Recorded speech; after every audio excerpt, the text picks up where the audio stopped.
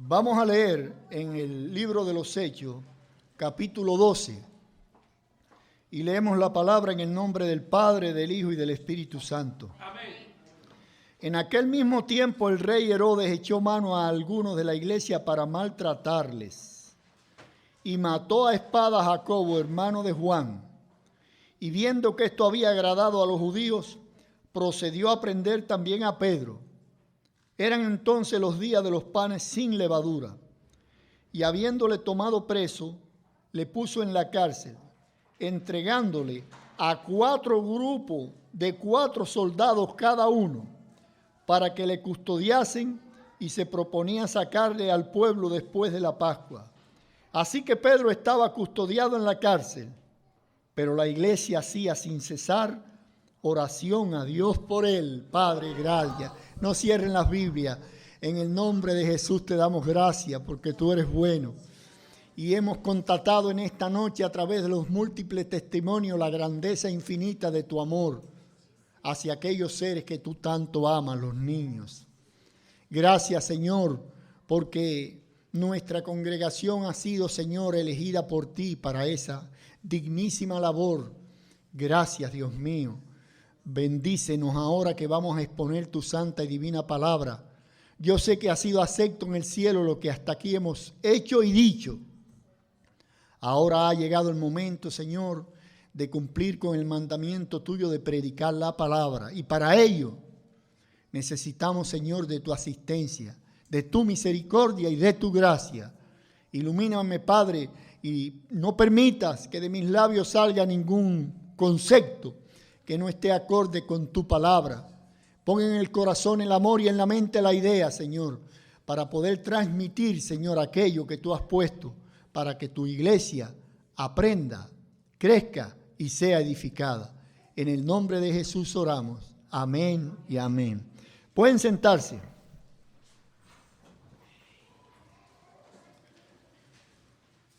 Vamos a hablar en esta noche del poder de la oración. Y hemos escogido esta porción bíblica y más adelante continuaremos leyéndola, porque realmente muestra cuán grande es el Señor, cuán poderoso es el Señor. Dice que el segundo mártir de la cristiandad en morir después de Esteban fue uno de los 12 apóstoles. Ya otro había muerto, pero no murió como mártir, que era Judas Iscariote. Pero Jacobo, dice la palabra, que había muerto a espada por orden del rey Herodes. Y este Jacobo era hermano del apóstol Juan. Y este Jacobo, escuchen cosas extrañas, fue uno de los 3 apóstoles que acompañó al Señor Jesucristo a 3 lugares en los cuales los otros 9 no fueron. ¿Por qué pasó? No entiendo. Ni creo que haya quien lo entienda en la tierra. Él tenía a 3 de ellos, de los 12, que para ciertas situaciones especiales los llamaba. Pues este apóstol murió a manos del rey Herodes. Y dice la palabra que Herodes hizo eso. ¿Sabe para qué mató a ese hombre? Para agradar a los judíos. Y cuando vio que le había agradado mucho, pues sencillamente dice, vamos a seguir divirtiéndonos. Y yo fortalecido aquí, mandó a que prendieran al apóstol Pedro. Y esas cosas maravillosas que hace Dios eran los días de los panes sin levadura, o sea, la Pascua judía, y Herodes no se atrevió a hacerlo. Primero porque era una fiesta sagrada, y segundo, porque en medio de la fiesta, el matar a Pedro no iba a tener la connotación de otro momento cuando nada distrajera a los judíos. Así que lo guardó para que cuando pasara ese momento, pues sencillamente ejecutarlo. Pero dice la palabra que mientras Pedro estaba preso, le pusieron 4 grupos de soldados, 4, y cada grupo tenía 4. 4 por 4, 16 soldados para cuidar a un apóstol desarmado, pero lleno del poder del Espíritu Santo. Qué cosa linda esta. Vamos a hablar, como decíamos, de la oración, de los alcances tremendos. Y más adelante volveremos aquí. Hay 2 tipos de oraciones fundamentales. Una oración de índole personal, donde le pedimos al Señor por nosotros, por nuestra problemática. Y una oración por la cual pedimos por otro. Ese tipo de oración por la cual pedimos por otro se llama la oración intercesora. En el Antiguo Testamento hay 29 oraciones. La Biblia recoge 29 oraciones. Desde Abraham hasta Malaquías. 29 oraciones que fueron contestadas. 29 oraciones de índole personal. En la persona que pedía para algo. Y hay 15 oraciones, después de las 29, 15 oraciones de intercesión, en el cual el que oraba pedía por alguien más, pero no por él. Y vamos a ver la diferencia. Por ejemplo, en la oración que aparece en el Antiguo Testamento, el rey, una de ellas, el rey Ezequías, oración personal, un profeta le llevó una noticia muy triste: vas a morir, prepara las cosas. Y el rey clamó a Dios, pidió a Dios en oración por su salud. Y la salud le fue restaurada plenamente. ¿Se acuerdan de Jonás? En el vientre del pez hizo una oración personal. Pidió porque Dios lo sacara de allí. Y Dios lo sacó. La oración debajo del mar fue oída por Dios. Dios oye las oraciones donde quiera que nosotros estemos. ¿Se entiende, hermano? Esas son oraciones personales. Y hay famosas oraciones intercesoras, igualmente en el Antiguo Testamento. Una de las más conocidas es la destrucción de Sodoma y Gomorra. Los ángeles le comunican a Abraham que las ciudades van a ser destruidas. Entonces él intercede porque tenía un pariente, su sobrino allí. O sea, intercede para que esa persona, pues sencillamente pueda salir antes de la destrucción de la ciudad. ¿Y qué pasó? El Señor no solamente lo oyó, sino que además mandó ángeles que le ayudaran a salir rápido de aquel lugar que ya él había determinado acabar con todo eso. ¿No es maravilloso? En la oración Moisés, la historia dice que en un momento determinado su hermana María cogió lepra, le cayó lepra, por haberse burlado de su hermano Moisés. Y entonces Moisés pidió a Dios que la limpiara de la lepra. Y Dios lo oyó. Y María fue limpia de la lepra. ¿No es maravilloso eso? Ese es el poder de la oración. O sea que a través de toda la Biblia, ¿cómo nosotros sabemos que realmente la oración es poderosa? Hay un hecho, un pasaje bíblico que todo el mundo ha oído hablar, y es de Jesús en el Getsemaní.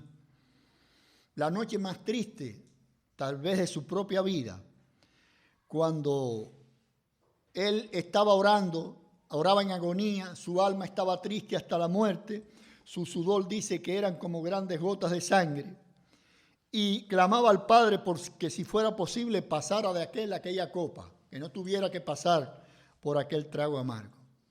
En ese aspecto, el Padre no lo complació, pero ¿saben una cosa? Que fue fortalecido y ayudado. Dice la palabra que Dios mandó ángeles que le fortaleciesen.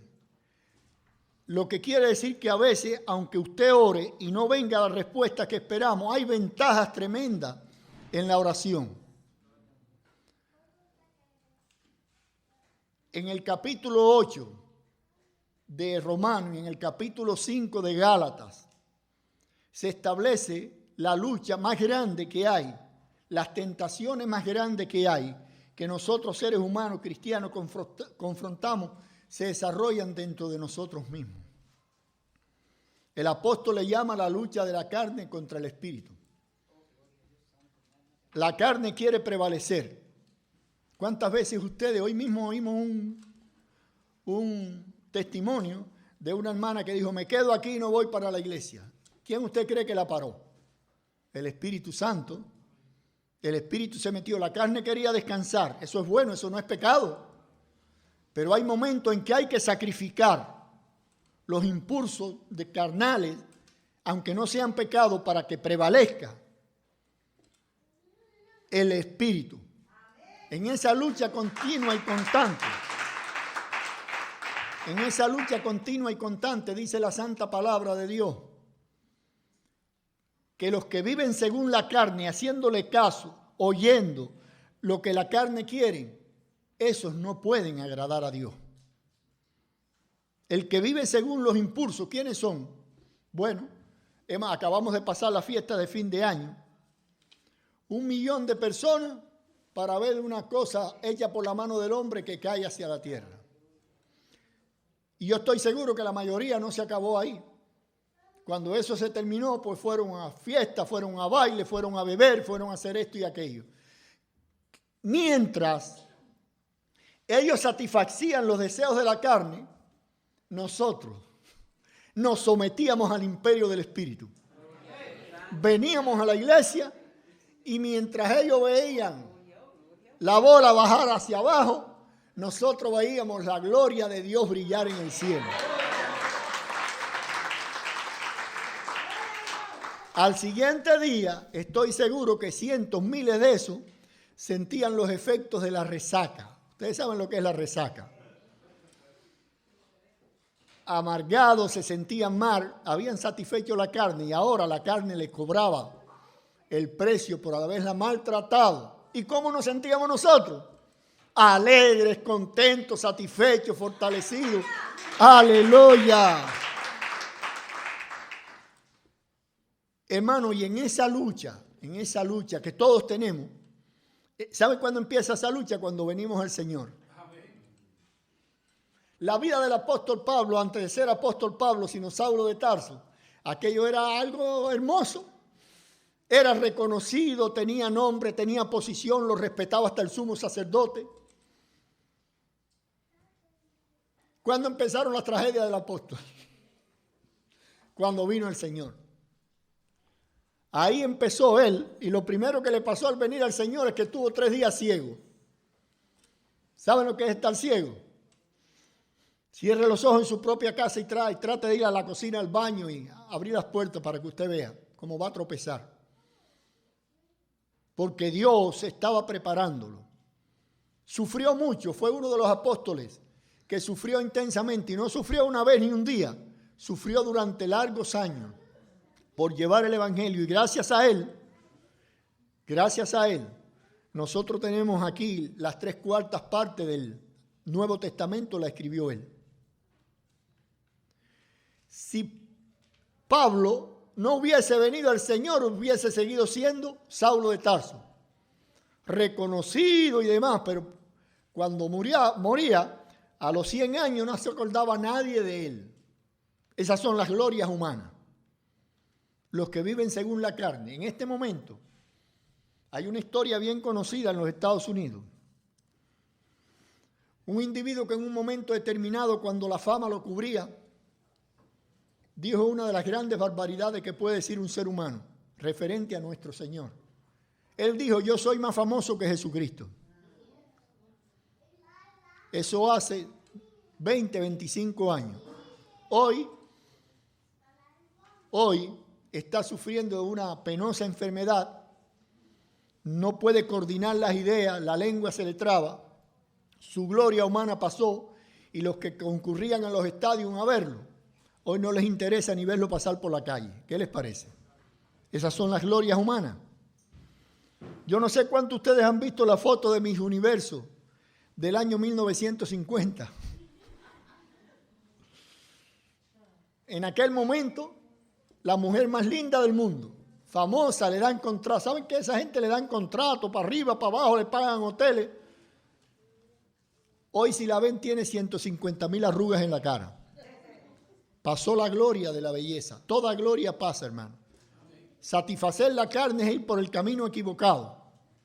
Ocuparse del espíritu es ir por el camino hermoso que a Dios agrada. el Señor habló. Por eso volvamos a Getsemaní, dice que la carne es contra el espíritu y el espíritu contra la carne. El consejo de él es velad y orad para que no entréis en tentación. La tentación está arriba de todo ser humano. El propio Señor la sufrió grandemente. Desde que Él la eligió voluntariamente en el desierto cuando fue tentado por el enemigo de las almas, hasta en la cruz muriendo, el Señor fue tentado. ¿Sabían eso? Cuando le decían, bajan, si tú eres el Cristo, baja de ahí. Ayúdate a ti mismo. Y en ese momento, una de las oraciones más cortas y contundentes de toda la Biblia fue oída. Una oración de índole personal, para que usted vea. Uno de los crucificados allí era un individuo que sí merecía, según él mismo, lo que estaba sufriendo. Pero cuando se acercaba el momento final de su existencia y al ver a Jesús clavado en la cruz, el Espíritu Santo lo llenó y le dijo, acuérdate de mí cuando vengas en tu reino. Esa fue toda la oración. Señor, acuérdate de mí cuando vengas en tu reino. ¿Y cuál fue la respuesta? De cierto te digo que hoy estarás conmigo en el paraíso. La oración llega, la oración que ustedes hacen inmediatamente llega al oído de Dios.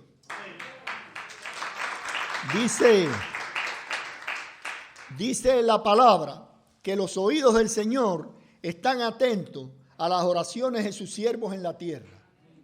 Por difícil que sea la situación que usted enfrente, no importa. Humanamente no hay salida. Bueno, no hay salida precisamente porque Dios ha permitido que ciertas situaciones no se le haga frente con los recursos humanos, sino con los divinos. ¿Y cómo podemos hacerle frente con los recursos divinos a una situación negra, tensa, cualesquiera que usted pueda tener, la más mala? El apóstol Pablo da la receta y el arma para combatirla. ¿Saben cuál es?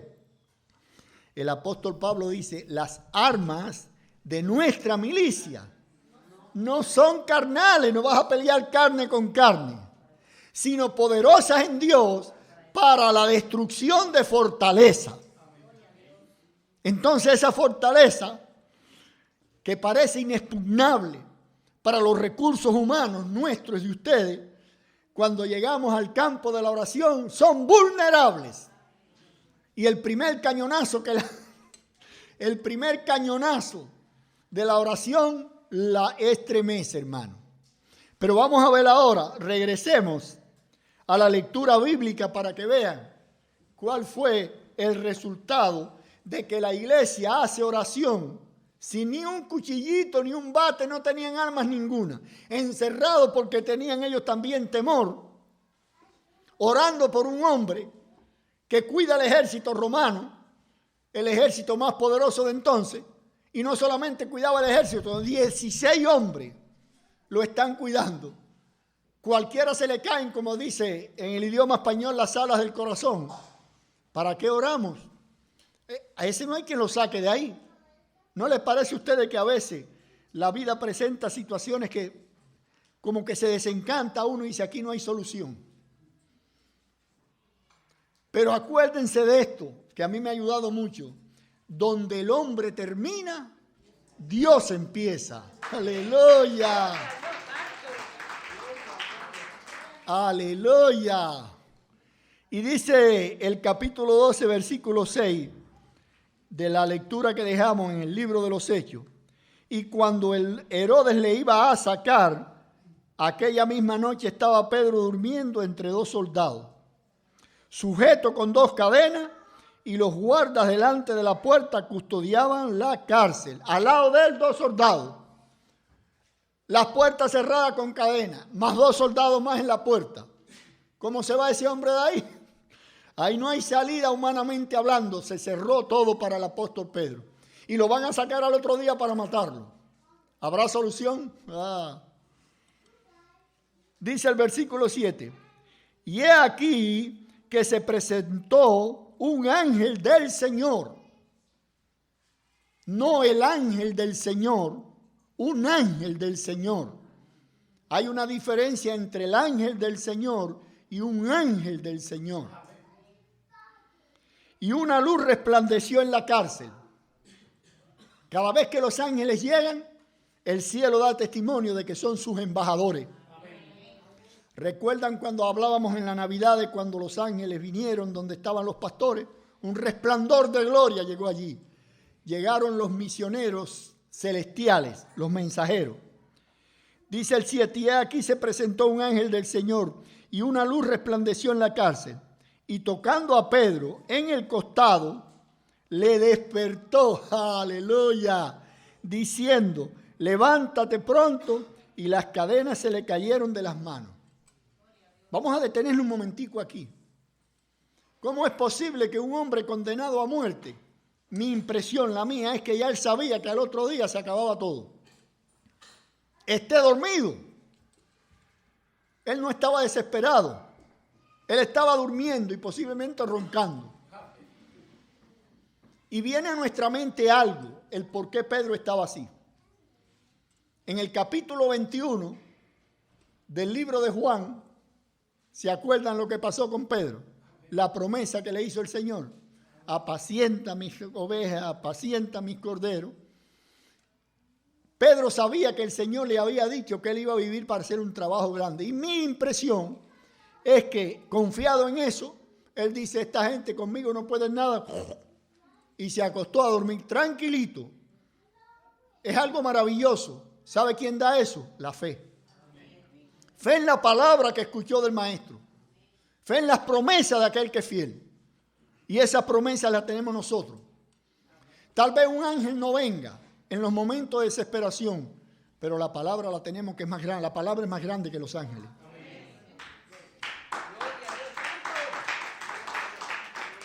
Y el ángel le dijo, cíñete, estoy en el 8, y átate la sandalia, y lo hizo así. Y le dijo, envuélvete en tu manto y sígueme. ¡Aleluya! ¿Y Pedro qué pensaría en ese momento? Nada. El Señor anuló la mente de Pedro. No podía pensar. Verán. Y saliendo le seguía, pero no sabía que era verdad lo que hacía el ángel. No sabía nada. Estaba como el zombi que sigue a alguien a ver a dónde lo llevan. Porque la dirección la tenía Dios en la mano. Así nos lleva Dios muchas veces. ¡Sígueme! No piensen. Gracias. Cuando lleguen esos momentos, déjenselo todo a Él. El problema de muchos de nosotros, algunos de ustedes y mío, ha sido algunas veces que queremos quitarle el problema que le entregamos a Dios porque se demora mucho en solucionarlo. Y después resulta que ni pronto ni tarde se soluciona. Cuando el hombre cree que lo puede hacer las cosas mejor que Dios, ahí empezó el fracaso. Y dice el siguiente versículo, el número 10. Habiendo pasado la primera y la segunda puerta, llegaron a la puerta de hierro que daba a la ciudad, la cual se abrió por sí misma. ¿Saben cuando uno aprieta un aparato electrónico que abre los garajes o que enciende la televisión y la apaga? Control remoto. Pues parece que el ángel lo tenía antes que se inventara aquí en la tierra. Porque dice que sin tocar la puerta se cayeron las cadenas y la puerta se abrió para que saliera el apóstol. Dice la Biblia, y salidos pasaron una calle y luego el ángel se apartó de él. Se acabó. Ya Dios terminó su obra. Ahora Pedro tiene que hacer las cosas por sí mismo. Hay un momento en nuestras vidas cuando Dios está con nosotros. Por las humanas limitaciones Él nos ayuda. Pero no crea que siempre va a estar con usted. Dios hace por el hombre lo que el hombre no puede hacer por sí mismo. Pedro no podía salir, Pedro no podía hacer nada, ni los que oraban tampoco. Humanamente hablando, por eso Dios mandó al ángel. Y ahora el ángel, cumplida su misión, regresa a los portales de gloria Y Pedro diciendo, ¿qué ha pasado aquí? Dice el 11, entonces Pedro, volviendo en sí, ¿entienden? En ese momento es cuando él recapacita y se da cuenta de lo que ha pasado. ¿No les trae a la mente esto algo que pasó con el hijo pródigo? Estaba gozándose y demás, y de pronto quedó en la tragedia comiendo, deseando comer la comida de los cerdos. Pero dice que volviendo en sí se acordó que tenía un padre que lo amaba mucho. Y aquí Pedro, volviendo en sí, dice el 11, dijo, ahora entiendo verdaderamente que el Señor ha enviado su ángel y me ha librado de la mano de Herodes y de todo lo que el pueblo de los judíos esperaba. ¿No es maravilloso esto? Y yo siempre me pregunto, porque repito, todos nosotros, ustedes y yo, hemos pasado por momentos difíciles en la vida en las que creíamos que todo se acababa, porque lo veíamos con estos ojos carnales. Pero Dios tenía otros planes. Yo voy a llegar en la vida hasta donde Dios quiere. Y ustedes van a cumplir el propósito si se someten y son obedientes hasta que Dios determine, no que el hombre, la circunstancia. Es Dios el que determina. Pero tenemos, como dijo el Señor Jesucristo, tenemos que velar y orar. ¿Saben lo que es velar en oración? ¿Cuántas veces estamos orando y de pronto la mente se fue? ¿No le ha pasado eso? Y está pensando en musaraña, pero si está arrodillado y orando y de pronto se da cuenta de que su mente está por el desierto del Sahara. ¿Y qué hace la mente allá? Eso se llama velar. Usted tiene que velar para que en la oración no le roben la mente, no se vaya de paseo, no se vaya de vacaciones, la mente se queda ahí, controlada. Eso es tener la mente de Cristo sometida, educada al Señor. Y dice el 12, y habiendo considerado esto, llegó a casa de María, la madre de Juan, el que tenía por sobrenombre Marcos, donde muchos estaban reunidos orando. Escuchen, siguen orando por la liberación de Pedro. Y ya Pedro está libre. Qué lindo es eso. Muchas veces oramos por algo y ya Dios lo concedió, pero espere hasta que Dios se lo manifieste. Cuando llamó a la puerta, van a ver ahora lo difícil de esta situación. Cuando él llamó a la puerta del patio, salió a escuchar una muchacha llamada Rode, la cual cuando reconoció la voz de Pedro, de gozo no abrió la puerta, sino que corriendo adentro dio la nueva de que Pedro estaba en la puerta. Pedro.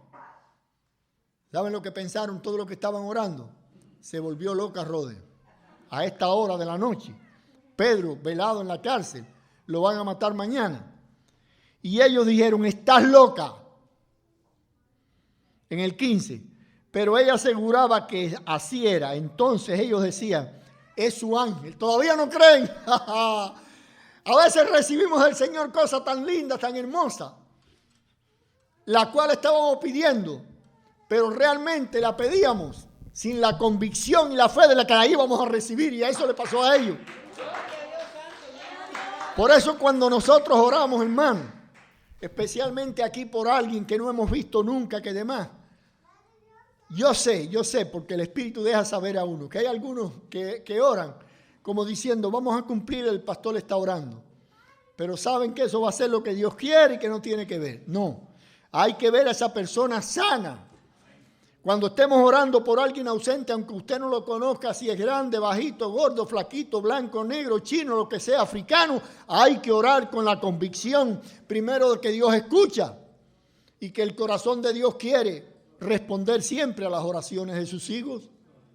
¿Entienden, hermano? Nosotros no podemos desechar el arma más poderosa que Dios dejó a la iglesia. Jesús cambió los destinos de la humanidad y nunca que se sepa usó una pistola, una espada. ¿Se entiende? Hay armas poderosísimas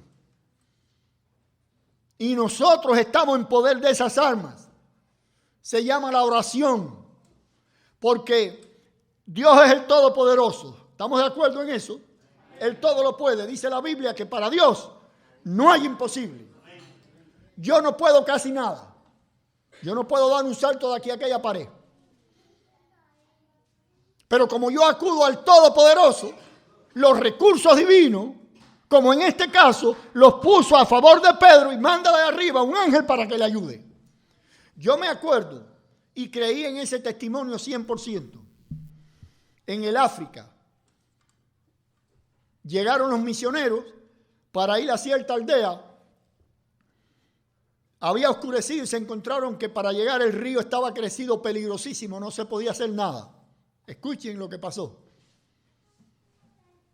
Oraron y se acostaron al lado del río hasta ver hasta cuándo van a estar ahí. Cuando se despertaron por la mañana, estaban al lado allá del río. Cuando yo oí este testimonio, creí ciegamente, porque para Dios no hay imposible. ¿Entiendes?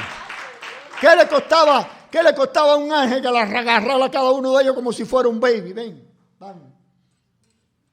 De un lugar al otro del río. Ese es el Dios que nosotros servimos. Y con la fe en ese Dios todopoderoso comenzamos este año. Y nos hemos propuesto, como ustedes todos lo saben, hacer grandes cosas para la gloria y honra de Él. No es para nosotros. ¿Por qué? Porque nadie aquí está buscando la fama en Santo Domingo. Yo no me pienso postular ni para alcalde de barrio. ¿Ustedes entienden? Nos mueve algo que a Dios le agrada. Nos mueve el amor divino. Nos mueve el hacer algo que si Él estuviese acá abajo haría. Sustentar, darle comida al hambriento, vestir al desnudo. Eso es lo que nosotros estamos haciendo. Pero a veces, humanamente hablando, es difícil, uno se pone a pensar. Pero saben, aprendí algo de un gran evangelista allá en el África cuando lo oí una vez. Él dice, cuando yo pido algo, no lo pido pensando en los recursos míos, yo lo pido pensando en los recursos de Dios. Así que no le importa pedir las cosas más grandes. Va a hacer una campaña y le hacen falta $500,000. Y él no tiene miedo, empieza a preparar y dice, Señor, me hacen falta $500,000. ¿Qué les parece? Y Dios se lo concede. Porque la fe de él es inconmovible. No dice Jesús en la palabra, si tuviese fe como un granito de mostaza y le dijeras a este monte, muévete, el monte se movería. ¿Y cuál es el monte? La problemática de nuestra vida, los obstáculos, los ataques que recibimos. Esos son los montes que se oponen a que nosotros hagamos aquello que a Dios agrada. Si funcionamos en un plano egoísta pensando en nosotros nada más, no vamos a conseguir nada, créanmelo. Dios no respalda el egoísmo, pero Dios respalda el amor en acción, que es lo que nosotros estamos haciendo. Estamos desarrollando mente, corazón y a la par el cuerpo de aquellos que mañana habrán de tener en sus manos la dirección de la iglesia. Estamos sacando de la calle, de aquí a 15 años, muchas personas que de otra manera, si no hiciéramos eso, fueran delincuentes. Ese es el propósito de la iglesia. Como decía el hermano este que hablábamos, el pastor. Me propongo en toda el área esta rescatar a los delincuentes.